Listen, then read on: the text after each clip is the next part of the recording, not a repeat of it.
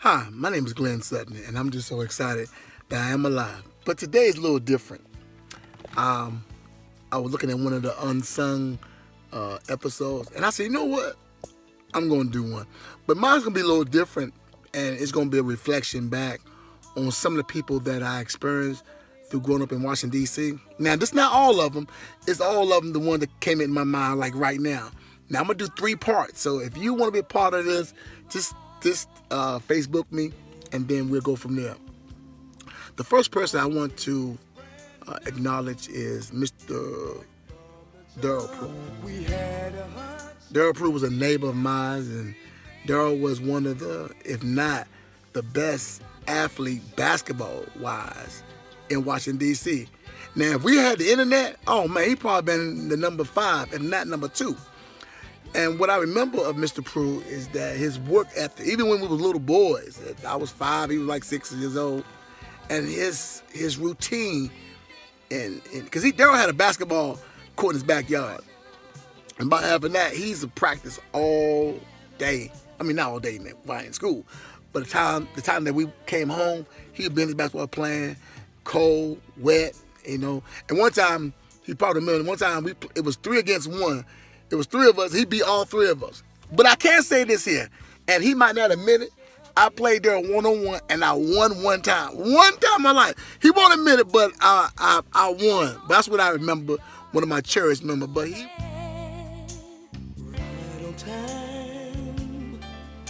Kevin Dearwater, he lived, I would call, down across the street in another neighborhood. I looked at him as more as, he to me, he was like a little protector of their area, because I was Lindale, and I don't know what they said. I don't know what they call themselves, but Kevin was like the bulldog. I'm serious. This is what I remember. He was pretty tough, but I just love, I respect what he believed in, and he was like a policeman in his neighborhood. People respect him. A lot of people scared of him, including me. But I just love that he was when it deal with his neighborhood, he was for them, and we need a lot more people like that. Some people think that they on their own. And he knew a lot of people, and everywhere Kevin went, it's like he always had a group of people with him. It always a group, not by himself. He always had a group of people with him. I would tell Kevin, you might not remember this here. Kevin liked basketball, and sometimes when he come up there, now I do want to say this, Kevin. You telegraph a lot of your passes. Kevin Dearwater would look left, and I know he could throw right. So you know what I would do? I would cheat over to the right because I know it's coming in. Guess what? I'll pick it off and score. So anyway, he was a good guy down in, I don't know what street area that they call itself. It was with Rudy Butler in that area. But he, to me, was more of the protector of that. The next person was Miss Stacy Lattiser. Stacy Lattiser is I call her the princess of music in Washington, D.C. She was this big star at a young age. Oh man! Every time that we had a program, guess who sung? Stacy sung. So she was destined to be a star. I mean, she was singing in every program. And not that she was good at it, she was great at it, and was amazing. And I was just to me, it was a pleasure of her, of knowing her. Now, my brother, Cornell Sutton, he was in her class. She was 2 grades ahead of me. And she was in the class, but she was just pretty. She was a star before her time. She was. And I remember when she came out, there was rumor that she would make a record. Nobody believed that. But guess what happened? It happened. And she did it. And she put really DC on the map. And that's why I'm at it. Stacey, I want to thank you just for knowing you. I'm just at all for knowing you, even when you helped me on this Stop Bullying project. But I don't want to get into Stop Bullying right now. But anyway, Stacey, you're unbelievable. The next person is Mr. Red Grant. Red Grant's name Rodney Grant. He's a comedian. Rodney lived across the street, 3 houses down from me, and never in my thinking or dream that I ever thunk it that he'll become a comedian. Not only become a comedian, this man is great. He's not even good. He's great. He's been everywhere. I've been watching him, follow him on Facebook. He had his own comedy special on, I think, Comedy Central. This man is unreal. There's no comedian. If you say comedian, you got to mention Red Grant some kind of way in there. If you don't, you're not. I don't know where you're coming from. And Rodney, Red Grant. He went to Dunbar High School. I went to Anacostia, and I guess one of our dream was to go to the NFL. I know mine was. And we all had that dream. And I went to Anacostia, him and some other guy went to Dunbar. But never in my wildest dream that I would think he'll be an entertainer and referee and being a comedian. And it is, like I said, it's a pleasure. I'm telling you something, I've been around some great people. I mean, never in my life I think that they'll become the person that they are now. But guess what? They now. But Red Grant, we want to salute you, man. Keep doing what you're doing. And y'all keep on supporting this guy. He's unbelievable. He's probably one of the best comics out there. Oh, man, did he say that? Yeah, I got friends who are comedians. And they might get mad at me for saying that, but so what? Laugh about that. But he's good. The next person is Mr. Charles Isom. Charles Isom, a good friend of mine. He was like a little pretty boy with them thick old eyebrows. Man, he just pretty boy. But he was real. I like people that's real. Charles was real, laughed a lot, had a lot of energy, never was negative. I think he had a lot of good.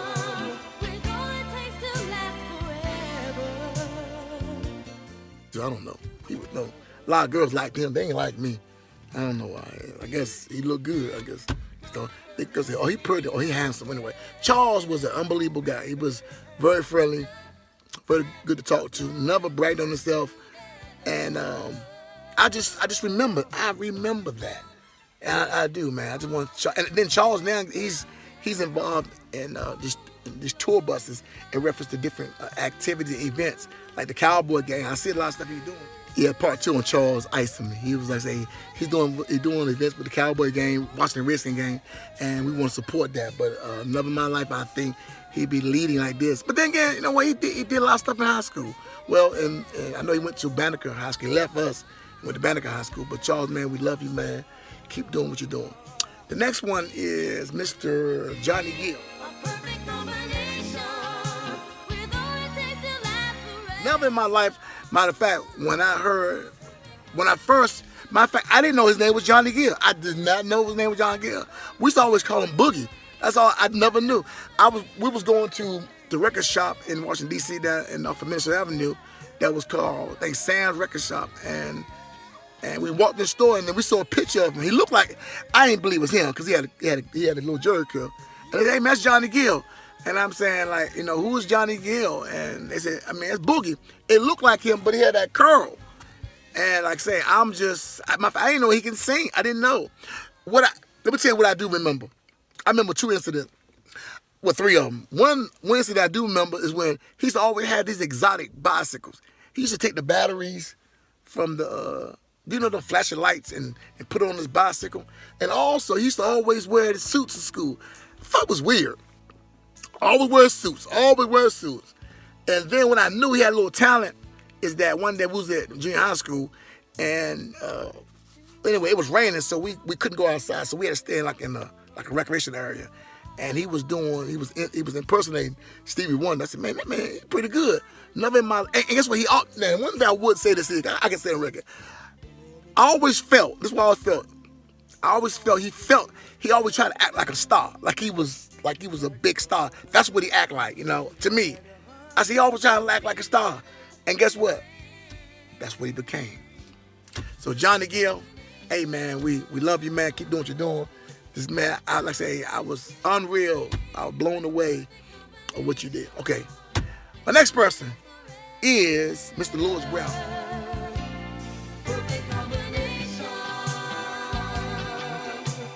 I don't have a picture of him. I think it's Lieutenant Colonel Louis Brown. His grandparents lived across the street from me, and he was more like a brother to me. And we became close. He went to Dunbar High School, which he shouldn't have went to, but he went to, and we beat them in the championship game. Lonnie and I, we call him Lonnie. Lonnie and I, we working together now, bringing something to Arizona, to stop bullying show Arizona. But I salute this guy. But one thing I would say, he might not remember this year. When we was in high school, he said, man, I'm going to service. and I'm never gonna come out, and I'm gonna do 20 plus years. And guess what happened? That's what he did. That's what he is now. I think he's a lieutenant colonel, and I salute him, man. Just unreal. Next person is Mr. Ernie Dozier. Ernie from Sutton High School, very quiet, always into stuff. You know, Ernie was the person that, you know, he was very mild-mannered person, very respectful. Didn't cause no point. He was like, to me, he was like into stuff. You know, positive stuff. He was into stuff. And so now when I'm seeing that he's like a promoter with comedians, man, he's unbelievable. And I saw that. I'm sorry. I could, you know, when I see that on Facebook, I see it. You know, I saw that even in middle school. He's into that. Let's support him in doing that. And Ernie, man, you the man. You the man. Man, just give me a little bit. Give me a little bit of work. Anyway, the next person is the lovely Miss Wanda Tittle. I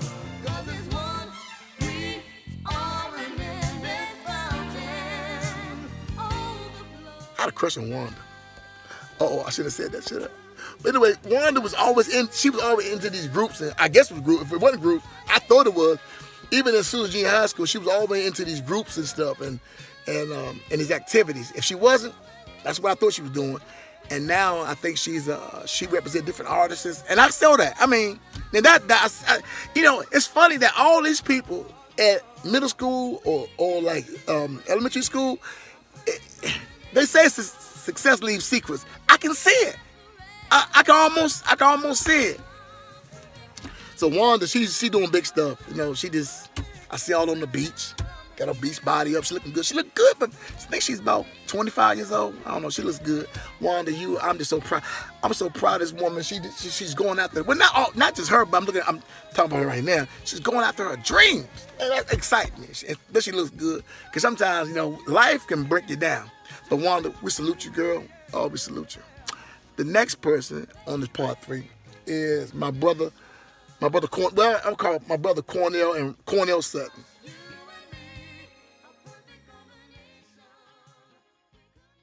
He's my oldest brother. My brother been through a lot through the years, but now he learned from all his mistakes. He did, yeah, he did.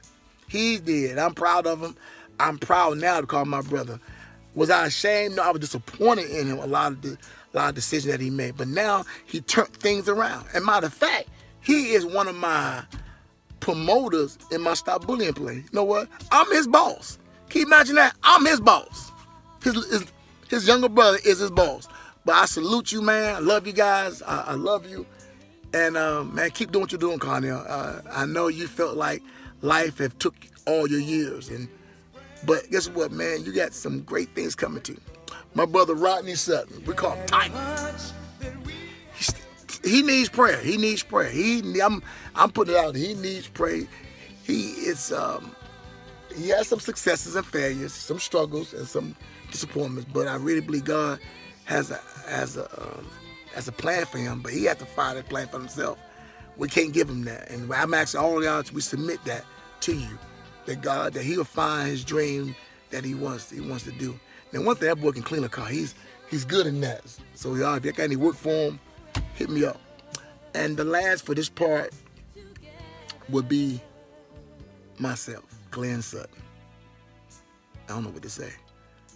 You know, growing up in Washington, D.C., struggle in reading and math. Sometimes as a young person, you don't know what area that you want to be at. You see all these folks like Daryl Prue, Stacey Lattisaw, and Kevin Deadwaller, Charles. You see all them people being successful in life, and you trying to find out, you know, like where do you fit at? And sometimes you feel like you don't fit nowhere. Like is there any room for you? And life has really been tough. And I used to ask God, I said, God, why you make me like this? I realized that God had a plan for me. You know, I didn't have to look at nobody else and try to copy them because I couldn't be them.